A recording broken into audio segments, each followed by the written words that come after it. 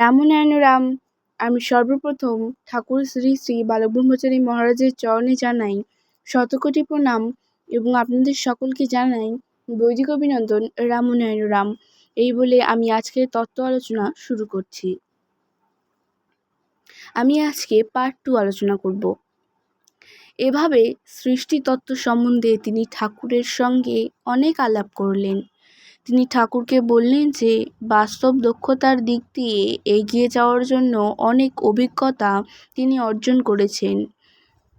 এই আলাপ আলোচনা আরম্ভ হতেই কয়েকটি মেয়ে বড় বড় পাখা নিয়ে সবাইকে বাতাস দিচ্ছিল এবং একটি অবিবাহিতা যুবতী জমিদারের পাশে বসেছিল।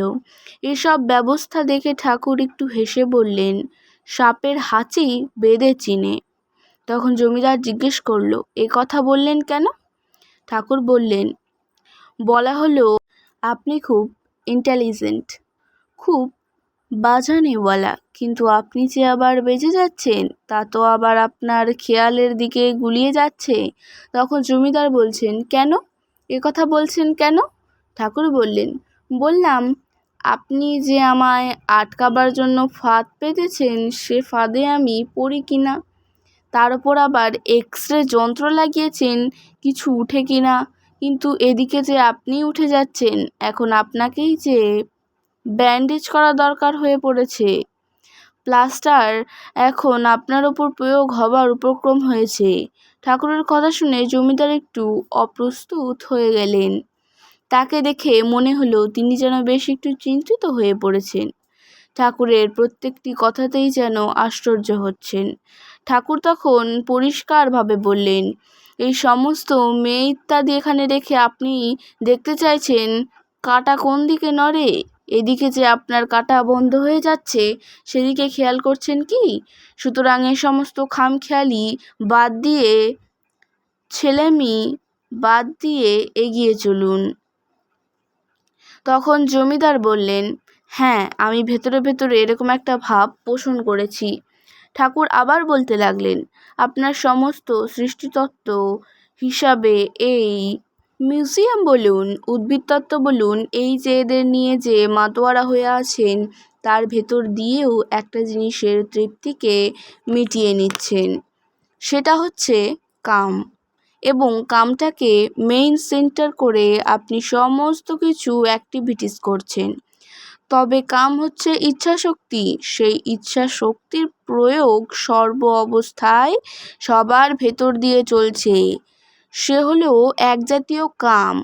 আপনার ভেতরও সে অবস্থা চলছে। তার মধ্যে বিশেষত্ব জায়গা বিশেষে বিশেষণ দিয়ে যাচ্ছে।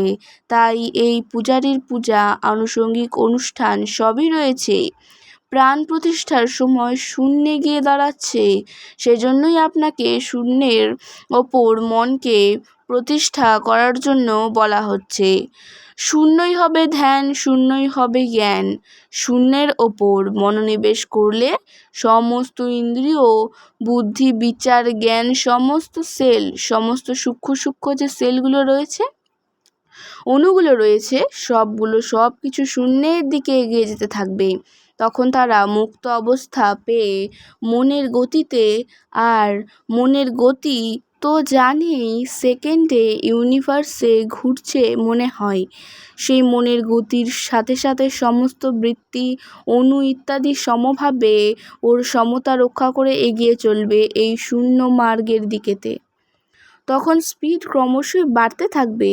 নিজেকে অকিউপাই করার জন্য বা দখল করার জন্য, নিজে অকিউপাই করার জন্য, সুতরাং অকিউপাই টু দ্য ইনফিনিটি, সে সমস্ত ভিত্তি এবং অণু ইত্যাদির ভেতরে সেই শূন্যময়ের সমস্ত ক্ষমতা এমনইভাবে বিদ্যমান রয়েছে পূর্ণ করার উদ্দেশ্যে পূর্ণ নিজে হয়ে। সুতরাং আপনার ধ্যান জ্ঞান পূর্ণতার মাঝেই পূর্ণ জ্ঞান। আপনি যে পূর্ণ সেই ধ্যানেতে আপনি গভীর তন্ময় হয়ে থাকুন। এই আপনার ধ্যান ও জ্ঞান। এভাবে ঠাকুরের কথা শেষ হওয়ার পর জমিদার বললেন যে তিনি তার সমস্ত প্রশ্নেরই উত্তর পেয়ে গেছেন। জমিদার খুব সন্তুষ্ট মনে ঠাকুরের নিকট আত্মসমর্পণ করলেন। আজকে তত্ত্ব আলোচনা আমি এখানেই শেষ করছি। দেখা হচ্ছে পরের ভিডিওতে। ভালো থাকবেন, সুস্থ থাকবেন। রাম নারায়ণ রাম। প্রতিদিন এরকম নতুন নতুন ভিডিও দেখতে হলে আমার চ্যানেলটিকে সাবস্ক্রাইব করবেন এবং পাশে থাকা বেল আইকনটি প্রেস করবেন। ভালো লাগলে অবশ্যই লাইক, কমেন্ট এবং শেয়ার করবেন। ধন্যবাদ।